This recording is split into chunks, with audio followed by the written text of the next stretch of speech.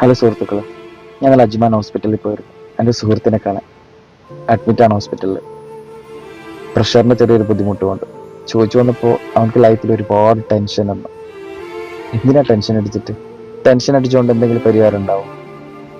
നമ്മുടെ മുൻകാല Indian cricket ടീമിന്റെ ക്യാപ്റ്റൻ MS ധോണി, എല്ലാവരും വിളിക്കുക cool captain.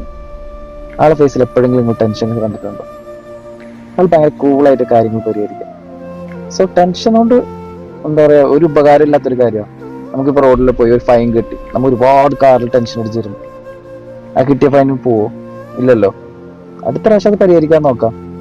So tension അടിക്കാണ്ടിരിക്കുക, maximum കാര്യങ്ങൾ നല്ല രീതിയിൽ പരിഹരിക്കാൻ നോക്കുക. ഫ്രണ്ട്സായിട്ട് ഡിസ്കസ് ചെയ്യുക, വീട്ടുകാരായിട്ട് ഡിസ്കസ് ചെയ്യുക, കാര്യങ്ങൾ നല്ല രീതിയിൽ മൈൻഡ് എപ്പോഴും കൂളാക്കാൻ നോക്കുക. ടെൻഷൻ മാക്സിമം കൊടുക്കാണ്ടിരിക്കുക. പല അസുഖങ്ങളും തന്നെ വരുന്നത് ഈ ടെൻഷൻ അടിച്ചുകൊണ്ടാണ്. സോ എപ്പോഴും കൂളായിട്ടിരിക്കുക, എപ്പോഴും മാക്സിമം ചിരിക്കാൻ നോക്കുക.